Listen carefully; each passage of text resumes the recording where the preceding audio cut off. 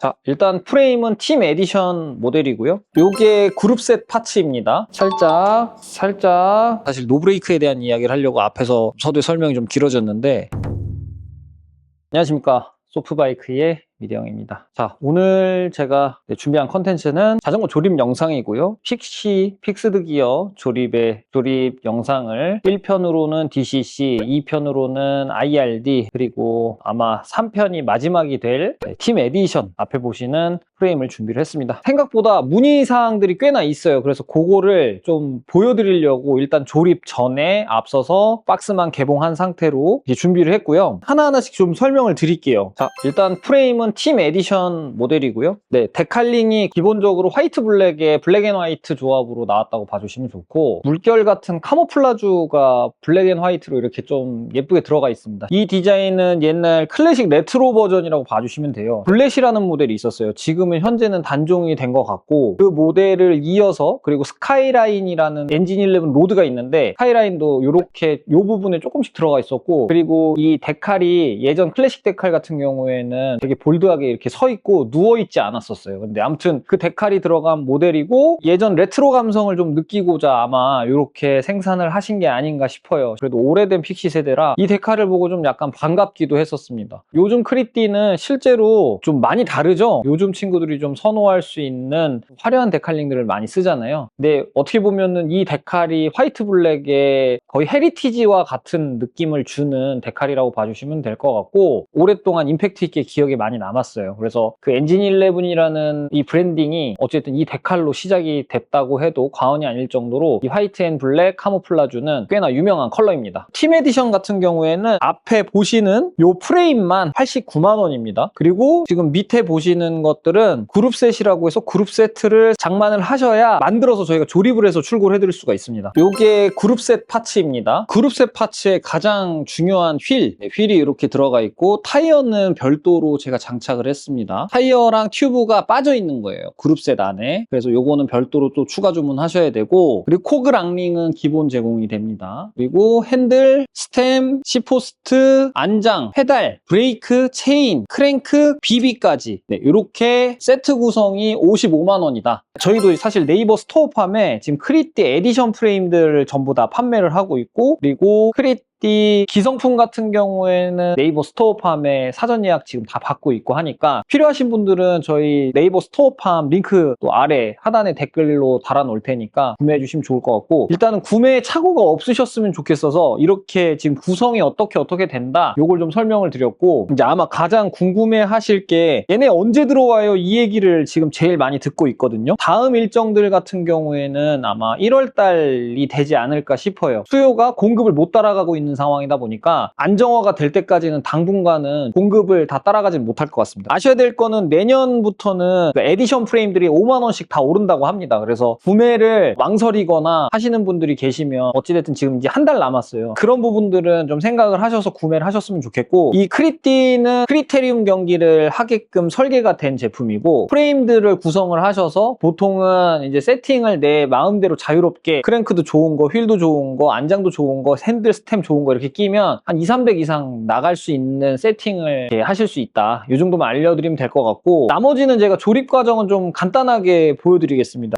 이 핸들 부분 커팅을 해야 돼서 마스킹을 해놨고, 이렇게 하나, 둘, 짜!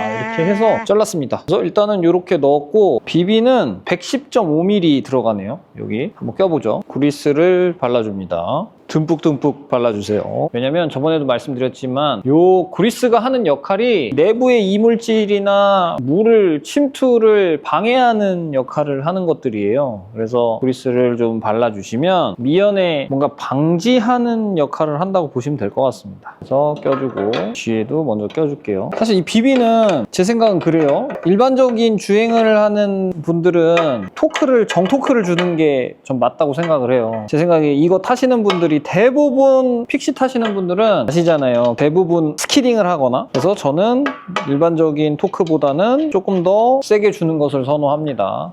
제가 봤을 때 이거는 샵 사장님들마다 좀 차이가 있을 거예요.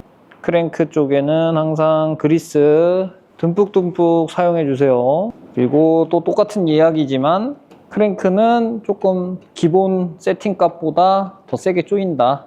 라고 알고 계시면 좋을 것 같습니다. 뒤에도 마찬가지로. 자, 이번엔 뒤에 휠을 좀 달아보겠습니다. 그래야 체인을 걸 수 있어서. 자, 일단은 이렇게 해놓고 그 다음에 이제 체인을 걸어볼게요. 체인은 KMC 체인을 쓰네요. 브랜드 밸류가 있는 체인이기 때문에 KMC도 체인 전문 회사다. 좋은 체인이 들어간다. 그리고 이 바퀴 체인 텐션 거는 거 어려워하시는 분들 계시는데 그거 한번 팁 하나 설명드릴게요. 가장 원초적인 방법. 자, 이런 그냥 옷이 있다고 생각해 봅시다. 수건도 괜찮고 옷도 괜찮고 이렇게 마세요. 말아서 여기다 끼는 겁니다.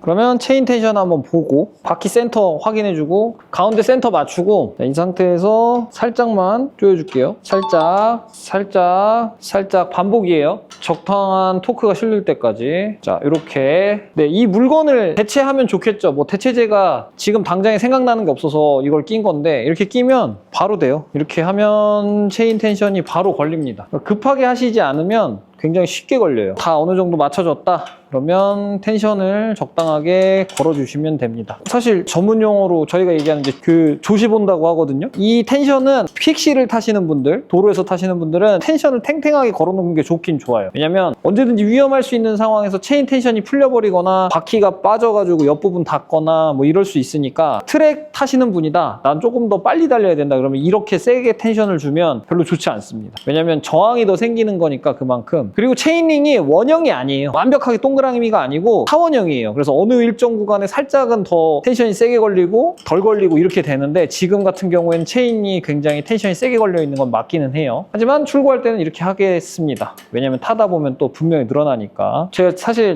자전거를 미니벨로로 시작해서 픽시를 꽤 오래 탔어요. 지금은 뭐 로드를 더 오래 탔긴 했지만 이런 꿀팁들을 꽤나 많이 알고 있어요. 그러면 제 거 구독해 주시면 언제든지 또 이런 싱글 픽스드, 픽시 이런 것들은 손쉽게 정비 꿀팁들을 또 알려드리도록 하겠습니다. 그래서 이렇게 거는 것까지 보여드렸습니다. 자, 핸들셋을 껴보겠습니다. 가운데 잘 맞춰주고 센터를 잘 맞춰줘야 돼요. 항상 남자는 뭐다? 센터를 잘 맞춰야 된다. 남자는 센터. 이 뭔 개!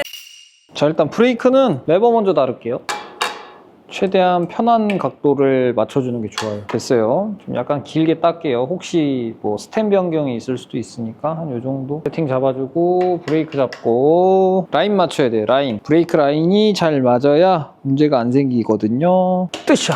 오케이. 좋아요. 네, 일단은 조립은 완성이 되었고요. 제 영상 보시는 분들이 부모님들 나이대들이 많이 보실 거예요. 근데 실제로 이 영상에 대한 소개나 자전거에 대한 소개 이런 것들은 사실 많이 없어서 모르겠어요. 솔직히 이걸 얼마나 보시고 얼마나 도움이 되시고 얼마나 유익하실지는 모르겠지만 픽시 자전거에 대한 관심도가 사실 아이들 때문에 부모님이 높아지는 경우가 굉장히 많잖아요. 그래서 저는 제가 판매를 하고 취급을 하면서도 전화 상담을 많이 드리는 경우가 있어요. 자녀분들은 이거 사주세요 하고 어떤 자전거인지도 모르고 브레이크가 떼져 있는지 붙어 있는지 이런 것도 잘 모르는 상태에서 굉장히 많잖아요. 뭐 중땡나라, 땡근 뭐 이런 거 있잖아요. 근데 사실 아이들이 이제 상태에 대해서 전혀 모르잖아요. 근데 그런 상황에서 부모님들은 자전거를 사달라 계속 떼쓰고 난리를 치니까 어쩔 수 없이 친구들이 마음에 들어하는 걸 이제 구매를 해주시지만 결국에 이제 구매해 주시고 나서는 내 아이한테 잘 맞춰서 껴져 있는지 어떤 건지 정확하게 모르는 상태에서 구매하시는 경우가 굉장히 많더라고요. 그리고 최근에 어떤 매체에서 픽시 자전거가 자전거가 아니다 이런 이야기를 했었는데 사실 저도 그런 영상들을 많이 챙겨봅니다. 사실 노브레이크에 대한 이야기를 하려고 앞에서 서두에 설명이 좀 길어졌는데 위험해요. 저도 픽시를 즐기는 사람으로서 항상 저는 브레이크를 달자라는 생각을 가지고 저는 그렇게 생각해요. 이 마이너한 취미가 단순히 마이너하다라고만 알려드릴 게 아니고 이렇게 정확하게 세팅하고 브레이크도 달려있고 매장에서 판매를 하는 사람들의 입장으로서 그냥 의무감이라고 하면 안전한 자전거를 파는 게 더 중요하다고 생각을 하거든요. 그래서 저희 매장에서는 항상 브레이크를 달아서 출고를 하고 그리고 또 중요한 거는 이제 어린 친구들이 주말마다 꽤 많이 와요. 하나같이 항상 하는 이야기는 브레이크를 꼭 달아라 혹은 헬멧을 꼭 써라 이렇게 안내를 해줘요. 근데 대부분 다 하지 않아요. 어른으로서의 뭐 책임감? 약간은 그걸 회피하고 싶지는 않은 생각이 들어서 그래서 항상 이야기는 합니다. 헬멧 꼭 쓰고 자전거 탈 때는 꼭 브레이크를 달고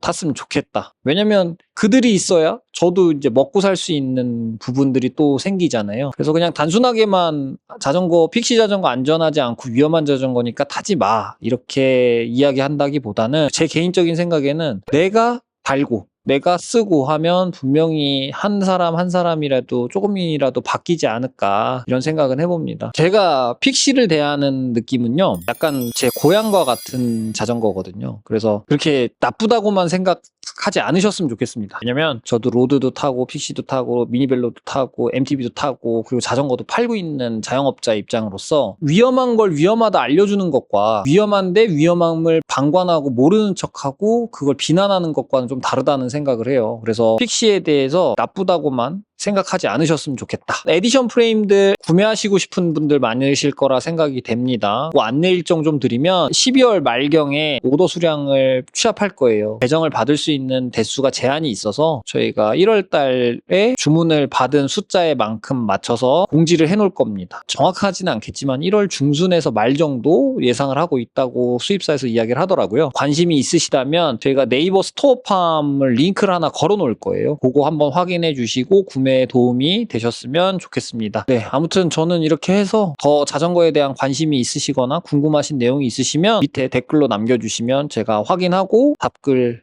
남겨드리도록 하겠습니다. 항상 제 영상 시청해 주시는 고객분들 그리고 구독자분들 다시 한번 감사의 말씀드리고 자전거 구매에 도움이 되시는 영상이었기를 바라면서 저 오늘 영상 마치도록 하겠습니다. 감사합니다. 안녕.